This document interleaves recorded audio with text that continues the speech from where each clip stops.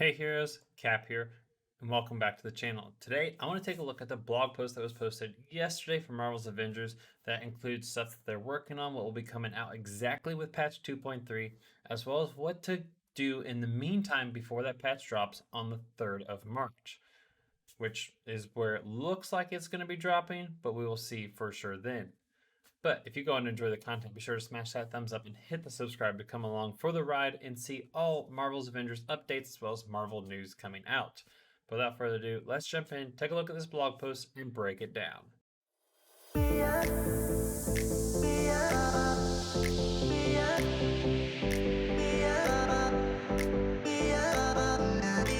All right, so here we have the blog post from the week. This happened yesterday. So kind of showing off what there is. And we've got some double resources from yesterday until the 21st to get some double stuff for your efforts.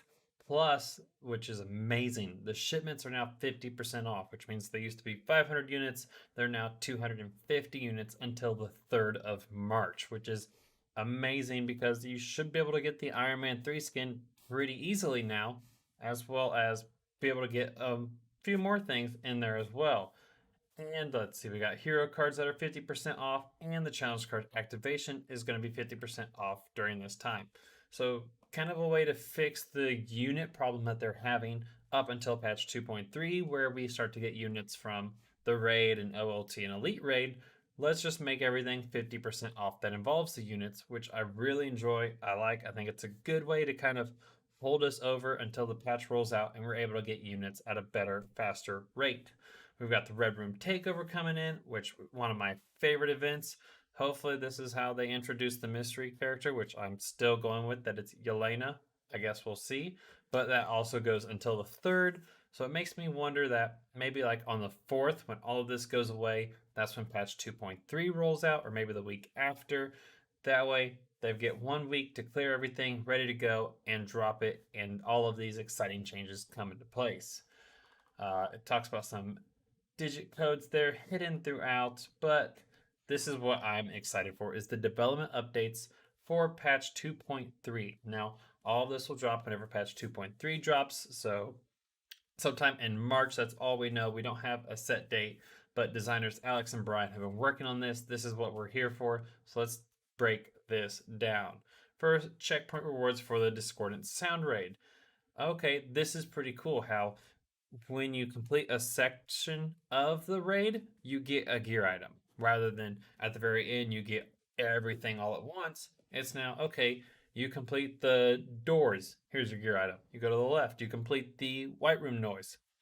Here's a gear item. I like that, especially if for something happens to where one of your players drops out or you're down to 3, down to 2 players even. You're still getting rewards before the very end of the mission, so you don't feel like a complete waste and you can go back in and complete it. I like that. Normal raids dropping an additional claw miner artifact. That's fantastic because I definitely need a better miner artifact on a couple of my characters. I like that in the mission chain that reflects that. So I think part of the mission chains here is going to be part of the War Table rework that they're working on as well. That'll come out with patch 2.3. Now here we go, the reward edits for the OLT and the raid. So every week, for the very first time, when you complete it, you will get 1,000 units. Raid, Elite Raid, and OLT. We've added units to both the mission chain and the mission itself, so want that when you complete it the first time per week. Not per hero, just per week. Which means, essentially, I believe, that's 3,000 units, if I'm not mistaken, if I'm reading that correctly, if it's for the raid, OLT, and Elite Raid. But it could just be for when you complete one of those for the first time. I'm not for sure. We'll have to get more specifics on that, but still 1,000 units. That's 2 shipments. That's pretty good. And then you get 500 units for each completion after that, giving you a reason to play this in-game content, not just because of the gear and the higher power levels, but rewarded with units. I like that. That's good. Vault and Villain Sector rewards. I like this as you don't have to go out and get the vaults anymore. They're going to already be on the mission, or on the war table, I should say. You can pick them up from your dailies as your weekly updates, elite vaults and villain sectors, and they will always stay on the war table, and the chance to drop the exotic variants of their set.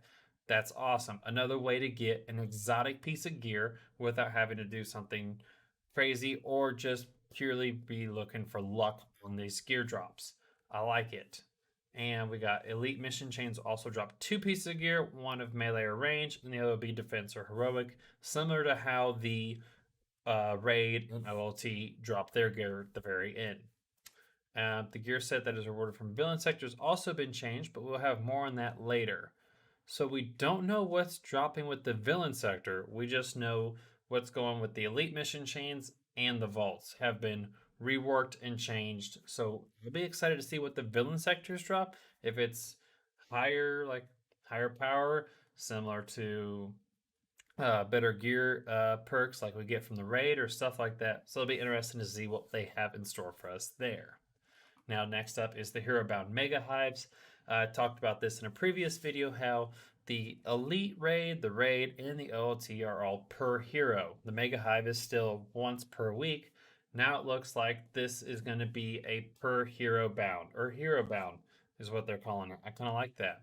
So making more missions and mission chains hero bound, including the Mega Hive. Mega Hives will work a little differently from other hero bound missions because of the elimination mechanic. If your hero is above power level 140, even if you are knocked out during the Mega Hive, you'll be able to claim weekly rewards after completing the hive. Ooh.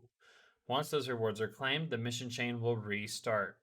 The first weekly completion per hero will grant rewards. If you'd like to claim more rewards on the same hero again, you'll have to wait until the weekly reset. So, once again, making it a per hero reward for the Mega Hive for completing it the first time every week. Once you complete it with that hero, you'll have to wait until next week in order to do it again for that higher level gear. And looking forward to going into detail about more updates to rewards and missions in the future. So overall, I'm very excited about these reworks with the rewards that they have in the game.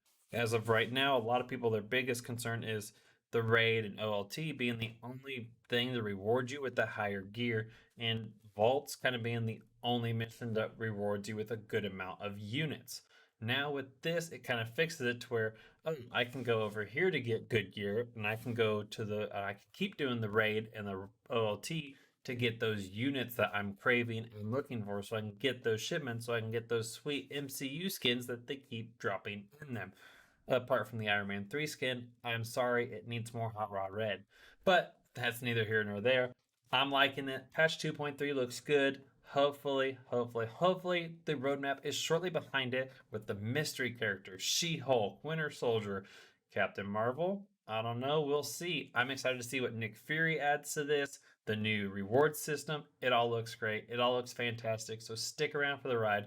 Come on over to Twitch where I'll be streaming this live, showcasing it, going over any questions you have, talking it out, and figuring out what exactly we need to expect when this drops.